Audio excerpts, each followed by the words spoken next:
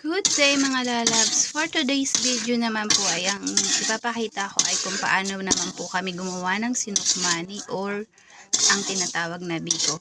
Una po ay maglagay lang po ng pulang asukal muna sa kawali. Tapos halu-haluin po ito at iintayin po natin na matunaw po siya.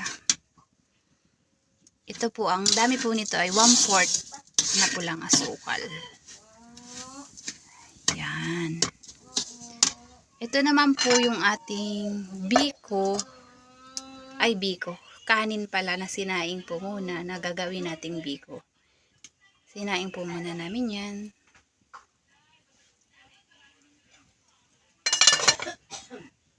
Yung.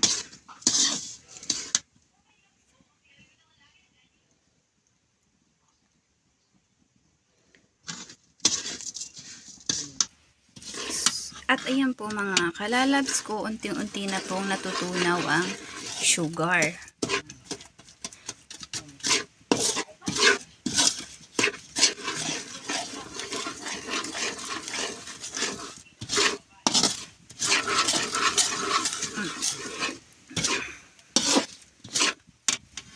Ayan. Ganyan po siya. Nay, medyo tunaw na po siya. Nagpapaturo nga po pala ako mga lalab sa aking biyanan kung paano po gumawa ng biko. Na, ito na una.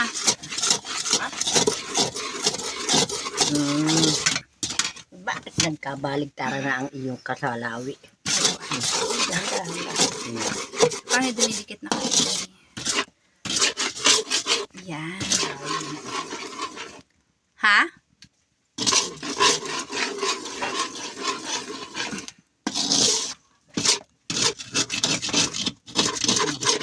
Okay, at pag ano po, ilalagay na po yung purong gata po yan. Wala pong halong tubig. Yan po. And then, halo po ulit. Ito po ay para maging sunog po yung asukal, kaya ginanito natin. Para yung malagkit po natin na hindi po tayo maglalagay ng food coloring. Kaya po tayo nagtunaw ng asukal. Yun po yung purpose ng tinunaw na asukal. Pero inay, tingnan mo inay, sadya yung ganyan? Matutunaw yan. Matutunaw po pala yun. Napaturo po ako ay. Kaya, magsudo ka ng iyong ano. ito'y mga ilang yan. Tapos i-add po natin yung sugar ulit. Bali, ang asukal po nito ay 1 kilo at 1/4.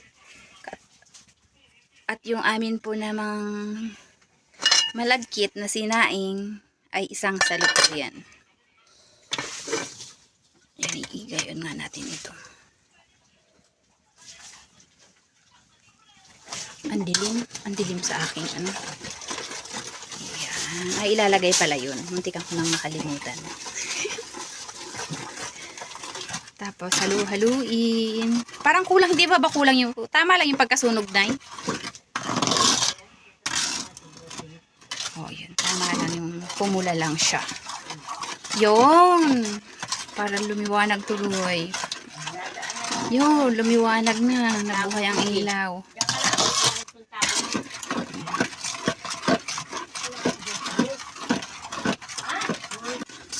So, yun po mga kalalabs, ito po ay hindi natin titigilan ng kahalo para yung asukal po natin na katulad niyan hindi dumikit, hindi po masunog.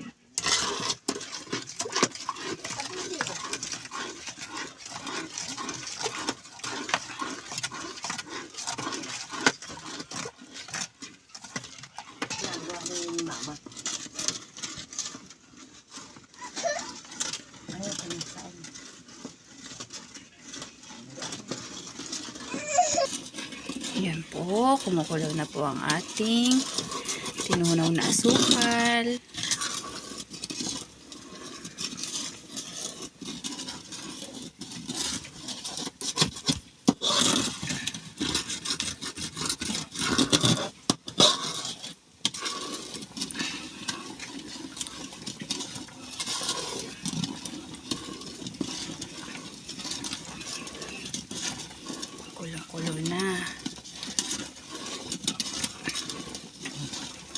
Naaamoy ko na po ang ating ginagawa. Mabango na siya. Yon. Nilagyan po ni inay ng kaunting patak ng asukal. Ay, asukal. Asin. Asin po. Asin. Para mabalance yung kanyang lasa. Hindi natin yan titigilan ng halo hanggang sa yumapot. Ayan po, medyo nakakatikati na po siya. Huwag po natin titigilan ng halo hanggang sila ay magdikit-dikit.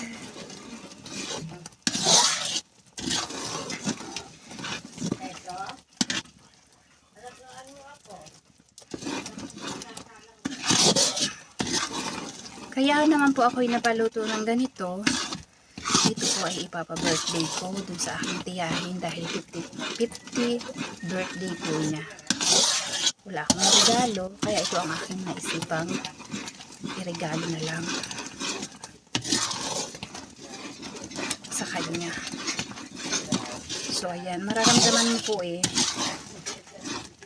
mararamdaman mo na pag pwede na siya. Inay, lumalagkit-lagkit na siya. So, yan, sausawan. Kung kayo, sausawan. Masarap yan tutong. Sausawan ng tutong. Yung tutong ng isinaing natin malagkit. Kaunti lang ang apoy. Hanggang maluto. Pwede na yan lagyan ng malagkit na Yan, ganyan pala. So, Parang may buo pa. Ha? Yan.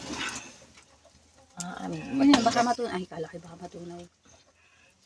Yapot na. Okay na. Wala kay sandok niyan. So, yan na rin. Ramdam niya naman po yun sa inyong pulsuhan na kapag okay na po siya, pag mayapot na siya. Then, ilalagay na po natin itong ating sinaing na kanin. Na malagkit po ha. Yung.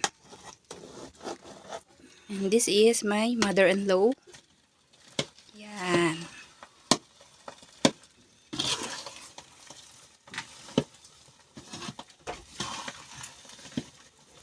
Siya naman ang maghalo.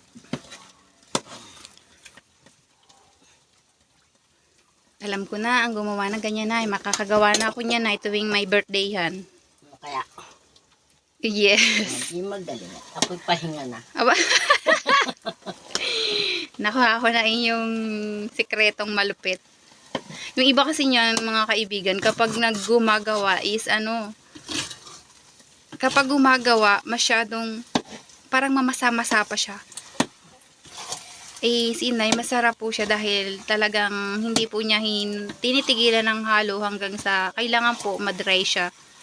Yung ramdam mo na malagkit na po siya na nagkakapitan na po sila sa isa't isa. Yung saka nyo po siya hahaluin para tumagal din po. Kapag nagbasa-basa pa siya tapos hinalo mo, madali po yun mapanis. Unay, mainit yan.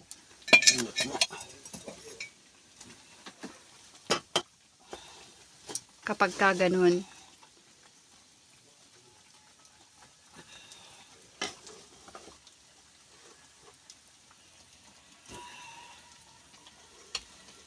Marami rin pala. Marami din, 2 planggana yan. Yung ating na 2 planggana yan. Yan na po ang ating sinukmani. Or biko sa iba kung tawagin. Ako naman, Inay.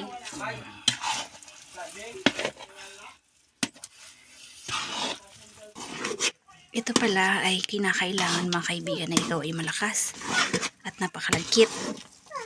Talaga. Tapos kinakailangan din mo talaga titigil ng halo para yung color niya mabalance.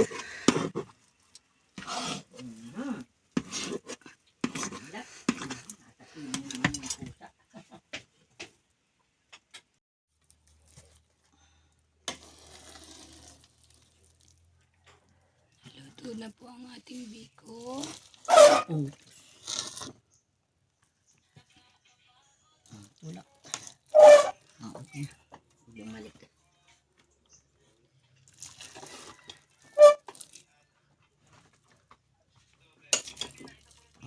bilao nga pala yung isang salok. Talong bilao nun ay kung ibebenta mo ng 350. Makapal. May tubo ka naman po 350. Kasi ang asukal is 100. Kano ba asukal ko? 40, 80. 100 pala. 1 and 1/4. 100. Oops. 100. Plus malagkit. Kakainin na natin yan. Plus malagkit po ay 150 per salok. Dapat nag-iwan tayo inay ng para kainin natin. Hindi tayo mag-iwan. Yan na. Ay, wag na. Kain tayo isang araw. Bagay, magbibi ko naman tayo ulit sa isang araw eh. Kalating salok na lang. Hindi ito nabawasan pagka... Oo nga no, okay. Bali, dalawa po ang nagawa. Isang bilao. Dalawa na. Dalawang bilao.